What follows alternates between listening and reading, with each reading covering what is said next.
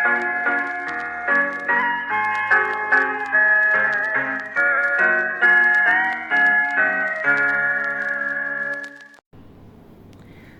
assalamualaikum warahmatullahi wabarakatuh. Halo teman-teman semuanya, kembali lagi bersama aku Muhammad Aidil Akbar. Jadi hari ini aku akan mempresentasikan hasil dari kajian mini riset literatur yang aku buat, yaitu tentang kajian fitokimia daun jambu biji, yaitu profil metabolis sekunder, jalur biosintesis, rencana ekstraksi, dan aktivitas biologis. Nah, topik kajian yang kita garap pada hari ini yaitu ada profil simplicia dan klasifikasi taksonomi. Yang kedua ada metabolit sekunder utama dan klasifikasinya. Yang ketiga ada jalur biosintesis. Yang pertama ada skimat, fenilpropanoid, MEVA dan MEP. Yang keempat ada rencana metode ekstraksinya. Yang kelima ada rencana uji aktivitas biologis atau biosay. Yang terakhir ada analisis kritis, keterbatasan, dan prospek. Next. Oke. Lanjut. Oke, yang pertama ada klasifikasi taksonomi dan morfologi tanaman. Nah, di sini kita ada tabel. Yang pertama tingkatan, ya, yaitu ada kingdom dengan nama Plantea, divisi Trachypoida, kelas di Magnolipsida, ordonya Myrtales, familianya Myrtaceae, genusnya Visidium, dan spesiesnya ini yaitu yang kita uji adalah daun jambu biji, yaitu Visidium guajava. Dari deskripsi morfologinya, pohon yang kita uji itu perdu berkayu, tingginya sekitar 3-10 meter, daun elips, terus permukaannya kasar, berburu halus, terdapat 10-20 pasang tulang daun, bunganya berwarna putih, 4-5 kelopak, benang sari banyak. Terus buah bulat lonjong dengan daging putih atau merah tergantung ya teman-teman jambunya apa. Dan terdapat di dataran rendah sekitar gitu. Lanjut. Yang kedua ada profil metabolis sekundernya. Flavonoid, dari yang flavonoid dulu nih, yaitu quercetin itu sekitar 1,5 sampai 8,3 mg, yaitu antioksidan dan antidiare. Yang kedua ada guajaverin, itu antidiare sama antimikroba. Yang ketiga ada camphorol, dia bisa jadi antioksidan teman-teman. Terus ada myrcene leucin apigenin, terus ada katekin dan epikatekin. Yang kedua ada tanin. Nah, di daun jambu ini tuh banyak sekali kandungan taninnya teman-teman. Total taninnya sampai 16-30% berat kering. Tanin terhidrolisis dari asam galat dan asam elagat. Nah, tanin terkondensasi proanthocyanidin.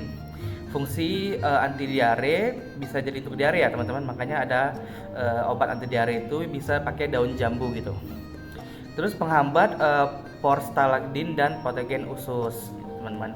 Yang ketiga ada terpenoid dan minyak asiri, juga bisa dibuat sebagai minyak asiri teman-teman. Itu dengan kandungan 0,3 sampai 0,8%. Teman-teman tahu kan kalau daun jambu itu baunya nggak enak, bener kan? Oke. Terus terakhir ada fenolat non flavonoid.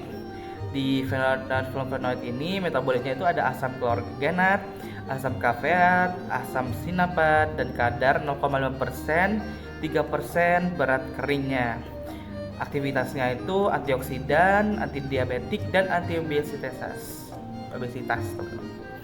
Mari kita lanjut. Itu ada jalur biosintesis metabolit sekunder.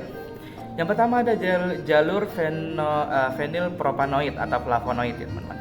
Dari fenilflavonoid menjadi transsinamat atau enzim 4 itu dipecah lagi untuk menjadi piconmeryl CoA atau C4H4CL. Terus selanjutnya ada natrigenin cloquinol, terus dipecah lagi menjadi natrigenin dan menghasilkan flavonol atau flavon atau flavan 3-ol. Yang kedua ada jalur asam sigmat atau tanin terhidrolisis ya teman-teman. Yang pertama dari PEP bereaksi dengan E4EP menjadi asam sigmat.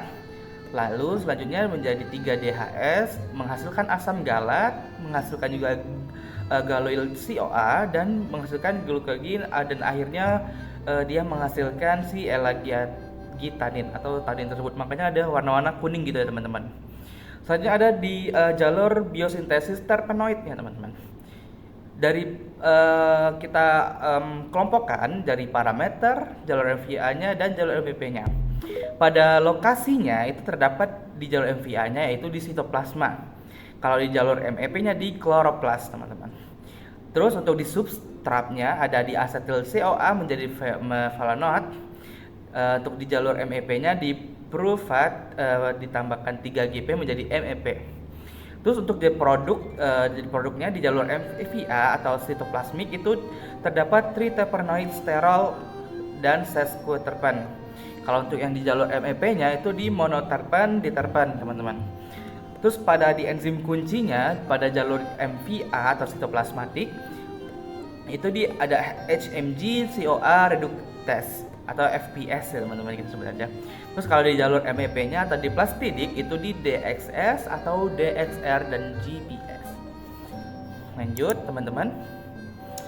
Nah, di sini kita strategi dan metode ekstraksinya gimana gitu. Yang pertama ada ekstraksi bertingkat atau sequential extraction. Data ada 3 urutan ya teman-teman. Urutan pertama dengan pelarut N-heksana itu target senyawanya minyak asiri terpenoid non-polar dengan metode maserasi dingin ya teman-teman. Yang urutan kedua ada dengan pelarut etil asetat. Target senyawanya itu apa? Yaitu aglikon flavonoid ya, tanin BM rendah gitu. Itu metodenya dengan maserasi atau perkolasi ya teman-teman. Yang ketiga, urutan ketiga ada pelarutnya etanol 70% teman-teman. Yaitu target senyawanya itu flavonoid, glikosida, tanin, dan fenolat. Metodenya dengan UAE atau reflux teman-teman ya, dengan alat-alat laboratorium. Oke. Untuk metode primer UAE atau ultrasound assisted extraction itu menggunakan pelarut 70% teman-teman ya, dengan rasio 1:10 sampai 1:20 dengan frekuensi 20 sampai 40 kHz dengan suhu 40 sampai 50 derajat dengan durasi 3 sampai 60 menit atau 3 siklus teman-teman ya, dengan pH 4 sampai 5, HCl-nya 0,% konsentrasi ya teman-teman. Nah, keunggulannya apa? Bisa jadi 30 sampai 60% daripada si maserasi itu, kandungan si ekstrak daun jambu tersebut teman-teman. Oke, lanjutnya rencana uji aktivitas biologisnya ya teman-teman atau biosa ya. Yang pertama tuh ada antioksidan.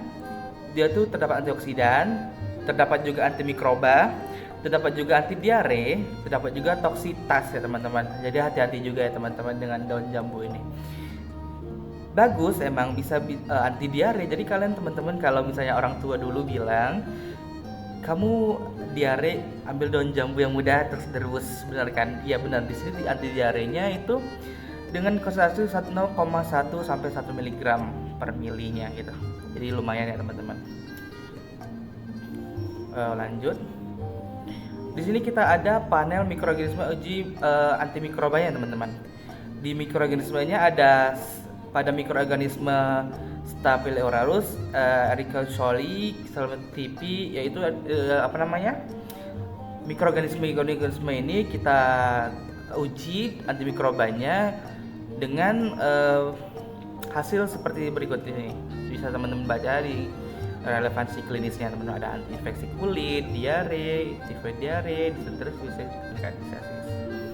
Oke, kita lanjut di kekuatan dan keterbatasan dari pengembangan kita. Kekuatan kajian kita ini lebih 300 publikasi terindeks Scopus hingga 2024 ya teman, jadi terbarukan ya. Terus validasi entomoformatik itu di lebih dari 50 negara. Terus ketersediaan bahan bakunya sepanjang tahun karena kan kita jambu biji kan banyak di Indonesia ya. Terus toksitas tuh akut sangat rendah ya teman-teman. Nah, walaupun dia berguna tapi juga toksiknya juga sangat rendah teman-teman. Terus mekanika aksi quercetin itu sudah terakterisasi gitu. Selanjutnya ada efek sinergisme flavonoid tanin mendukung OHT teman-teman. Keterbatasannya apa? Yaitu mayoritas bukti in vitro dan vivo hewan teman-teman, jadi gak ada yang ke manusia gitu ya. Jadi uji bioavailabilitas flavonoidnya oral rendah, tidak ada standar metode ekstraksi tunggal. Untuk pengembangannya, OHT antidari akut non spesifik, jadi fitofarmaka uji klinis RCT, sinergi dengan tanaman lain, produksi kosmetika dan metabolimik LC, NMR, teman-teman. Oke, lanjut ya teman-teman. Selanjutnya ada kesimpulan dari kajian fitokimia daun jambu biji ini. Yang pertama, metabol sekundernya beragam, yaitu flavonoid, ada tanin, ada terpenoid, dan ada fenolat bebas. Yang kedua ada 3 jalur biosintesis utama. Yang pertama jalur sikimat, sikimat, ada asam galat dan EPP. Yang ketiga ada ekstraksi UAE dan yang direkomendasikan teman-teman dengan etanol 70% paling efisien. Yang keempat ada rangkaian bioside komprehensif dari antioksidan, antimikroba, ada anti diare dan toksitas ya teman-teman. Yang terakhir ada potensi menjanjikan masih ada gap penelitian untuk penelitian ini. Yang pertama tuh ada di standarisasi metodenya, uji klinisnya terstruktur, dan kajian biofilibilitasnya diperlukan untuk mengembangkan OHT atau fitofarmakanya teman-teman. Oke teman-teman, terima kasih atas perhatiannya. Mungkin cukup sekian presentasi dari saya. Oke, jika saya ada salah kata, silakan kalian tinggalkan komentar terbaik kalian di kolom komentar. Terima kasih. Dadah.